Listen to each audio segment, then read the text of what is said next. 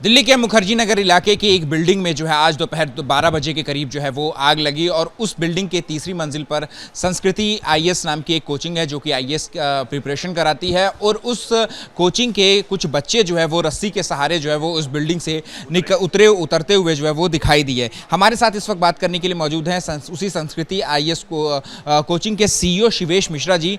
मिश्रा जी, सबसे पहले तो जिस तरीके का ये हादसा जो है वो सामने आया, ये हादसा काफ़ी दुखद है।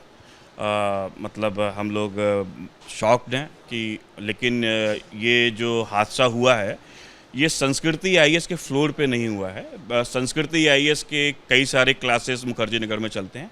12 से 15 क्लासेस हैं जो मुखर्जी नगर में इस समय रन हो रहे हैं और लगभग 6000 स्टूडेंट पढ़ रहा है। एक क्लासरूम में 200 सवा 200 स्टूडेंट रहता है और ये क्लासरूम जो है ये भंडारी हाउस करके एक बिल्डिंग है जो शायद डीडीए की बनाई हुई बिल्डिंग है और इसका जो ग्राउंड फ्लोर है ये डाक खाने के पास में है। मुखर्जी नगर का डाक खाना इस बिल्डिंग में चलता है। तो इसी बिल्डिंग के जहाँ पर डाक खाना चल रहा है उसी के बैक साइड पे इलेक्ट्रिसिटी डिपार्टमेंट ने एक साथ 20 से 30 मीटर लगाए हुए हैं और इन्हीं मीटर में से किसी एक मीटर में ब्लास्ट हुआ है।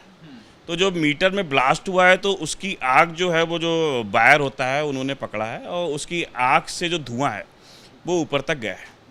तो ग्राउंड और फर्स्ट फ्लोर पे एक लाइब्रेरी और एक क्लास चल रहा था, वो हमारा नहीं है किसी और का है, और थर्ड फ्लोर पे संस्कृति का चल रहा था। तो संस्कृति आईएएस का जो क्लास चल रहा था तो वहाँ धुआं जब पहुँचा तो बच्चों में काफ़ी पैनिक हो गया।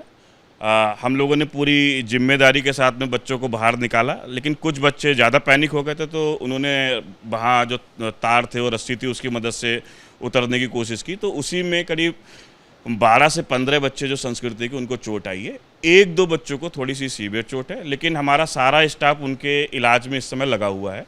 कुछ बच्चे बाबू जगजीवन राम में हिंदू हॉस्पिटल में है और एक स्टूडेंट है जो सुब्रत उसमें है, सुश्रुत हॉस्पिटल ट्रामा सेंटर में है।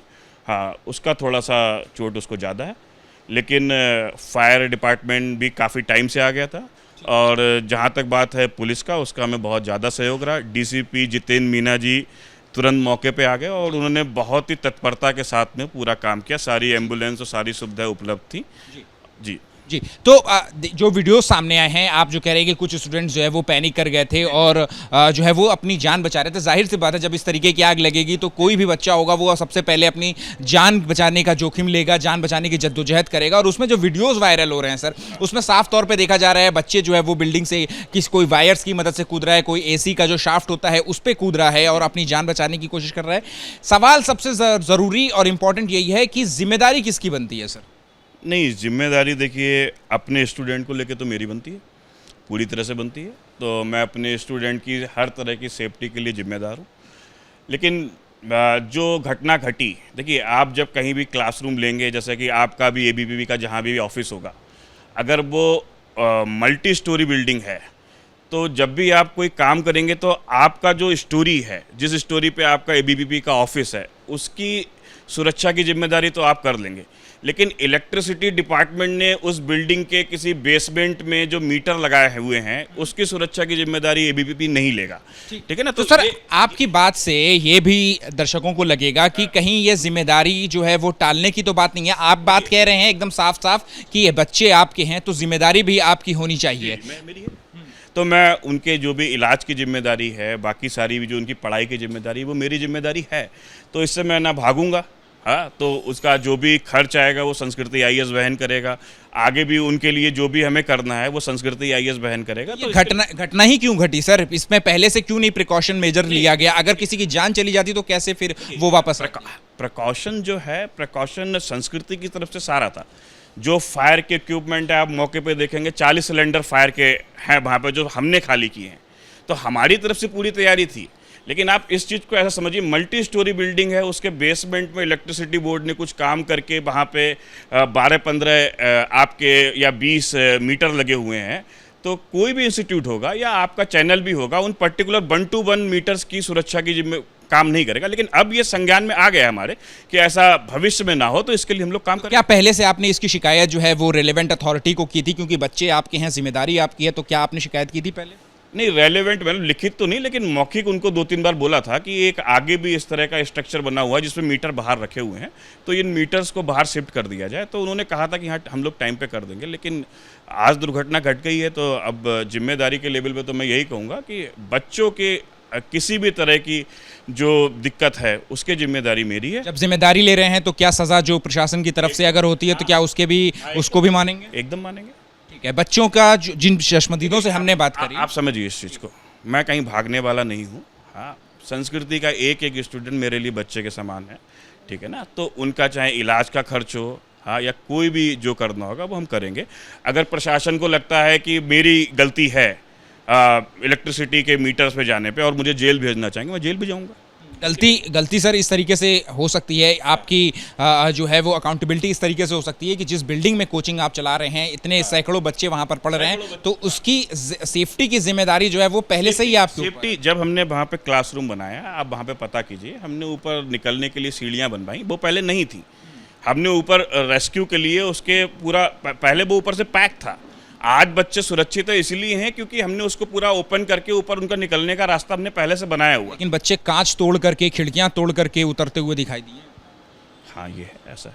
तो फिर सर, तो जो आप बता रहे हैं फिर वो तो सेफ्टी काम नहीं। इस बात को समझिए, जब किसी बेसमेंट में इलेक्ट्रिसिटी मीटर लगे होंगे, ठीक है ना, आप संस्कृति की जिसमें क्लास चल रही उसी बिल्डिंग की मैं बात नहीं कर रहा हूँ, मैं ऑल ओवर कहीं भी बेसमेंट में अगर ऐसा लगा होगा, तो आप भी जब भी आप बिल्डिंग बनाएंगे या कोई भी अपनी बिल्डिंग बनाएगा, तो जैसे होता है कि हमने अपने सेफ्टी नॉर्म्स देख लिए, ये एक ऐसी चीज़ है जहाँ पे आप मानिए कि हमारे मतलब उसमें भी नहीं था कि इस तरह का यहाँ पे कोई घटना हो सकती है। मतलब हम जब अपना बना रहे हैं तो जितने भी फायर्स के जो भी सिस्टम्स होते हैं हमने लगाए हुए थे। एनओसी वगैरह लिया हुआ था आपकी, जो जिस जगह पे जो आपने क्लासरूम रेंट पे लिया हुआ था? हमने रेंट पे लिया हुआ है। जो एनओसी वगैरह चेक किया? हाँ, जो आपके जो हमारे रेंट ऑनर उनकी तरफ से ये एनओसी हुई होगी, और एनओसी इसलिए भी हुई होगी क्योंकि ये डीडीए की बिल्डिंग है। डीडीए की बिल्डिंग में मतलब आपने चेक किया था कि एनओसी है कि नहीं, क्योंकि बिल्डिंग में आपकी क्लासरूम चल रही है तो आपकी भी जिम्मेदारी बनती है कि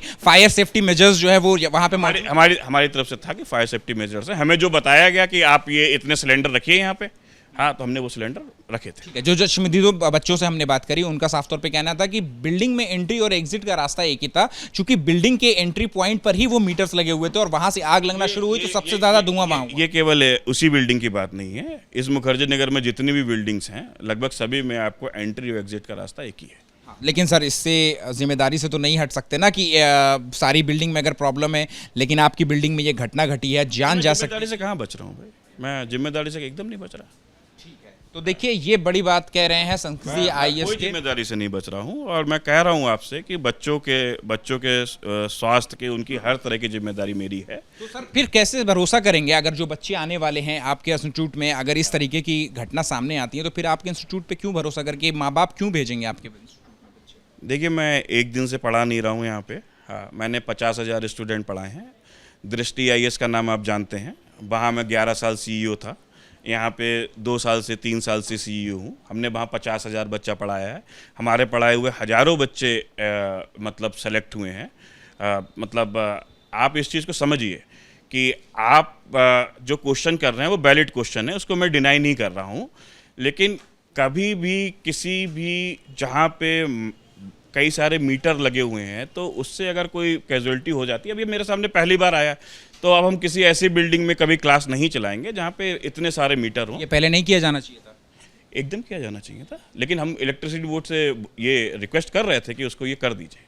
ठीक है, बड़ी बात कह रहे हैं संस्कृति आईएएस के सीईओ शिवेश मिश्रा जी। जिम्मेदारी पूरी तरीके से ले रहे हैं और इनका साथ में ये भी कहना है कि जो भी इलाज में खर्चा आएगा बच्चों का, वो सारा जो है वो इन्हीं की तरफ से वहन किया जाएगा, और जो जिम्मेदारी होगी उसमें भी ये पूरी तरीके से भागीदारी देंगे, प्रशासन के जरिए जो है वो पूरा सहयोग भी देंगे। और ये भी बात कही इन्होंने कि अगर कोई सज़ा की बात हुई तो उसमें भी जो है वो प्रशासन की तरफ से जो भी सज़ा होगी वो भी मानने को तैयार हैं, लेकिन जिम्मेदारी लेते हुए ये कह रहे हैं कि इस तरीके की घटना ने इनको सबक सिखाया है और इनके बाकी के जो इंस्टीट्यूट हैं अब उन इंस्टीट्यूट में भी जो है ये पक्की निगरानी रखेंगे अपनी तरफ से।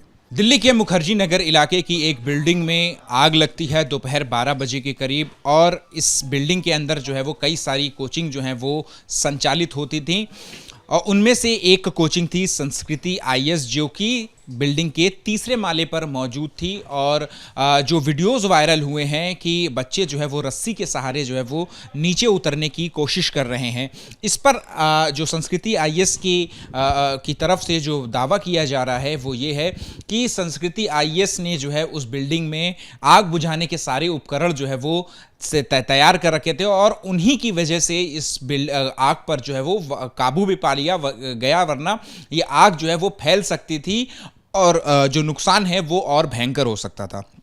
हमारे साथ बात करने के लिए मौजूद हैं संस्कृति आईएएस के फैकल्टी मेंबर अमित जी। अमित जी, आप लोगों का दावा है कि ये घटना जो है वो और ज़्यादा बुरी हो सकती थी आपकी, लेकिन आपकी तरफ से इस घटना को जो है वो वक्त रहते इस आग पर काबू पा लिया गया।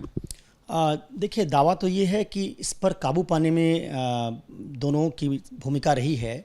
मुख्य भूमिका प्रशासन की रही है, क्योंकि इतनी बड़ी आग को कोई एक कोचिंग कंट्रोल नहीं कर सकती है।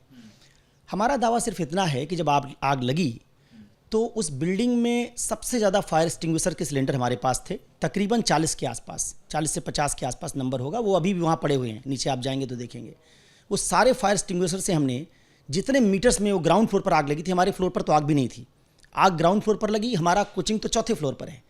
हमने उस सारे मीटर्स में फायर एक्सटिंग्विशर से आग बुझाने की कोशिश की। टाटा पावर को तुरंत फ़ोन भी किया गया कि आप बिजली काटिए। बिजली काटने में तकरीबन 20 मिनट की देरी हुई, 15 से 20 मिनट की, जिस कारण वो मीटर्स में एक के बाद दूसरे में आग फैलती चली गई।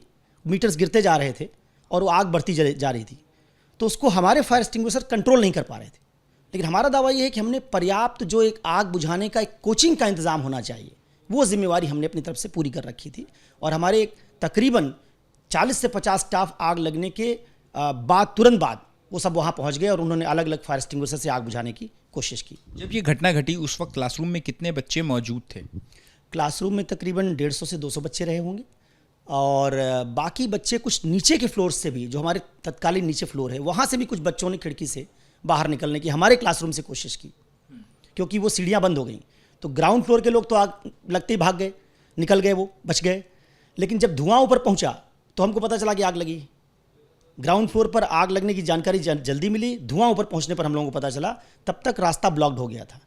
इसलिए ऊपर के फ्लोर पर भी जो बच्चे पढ़ रहे थे हमारे नीचे, वो भी हमारी खिड़कियों से निकले, क्योंकि बाकी फ्लोर्स पर इस तरह की खिड़कियाँ खुलने वाली नहीं थी। तो आपकी तरफ से जो आप बता रहे हैं कि टाटा पावर्स की तरफ से जो मीटर लगाए गए थे और उसमें आग लगी, पुलिस ने भी यही बताया है, तो क्या आप लोगों की तरफ से कोई शिकायत की गई थी कि उस मीटर्स को में जो है कोई इस तरीके से जो है उसमें कोई ख़राबी आ सकती है या इस तरीके की घटना घट सकती है? आप लोगों की तरफ से पहले कोई इंटीमेशन दिया गया था?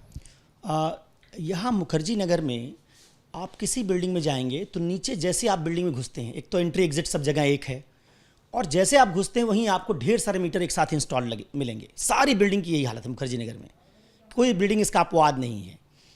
तो अब जब हमने वहाँ क्लासरूम लिया, ये नया क्लासरूम है, हमने बहुत बाद में लिया, बाकी हमारे क्लासरूम दूसरे हैं, तो वहाँ मीटर्स में तार बहुत स्कैटर्ड है।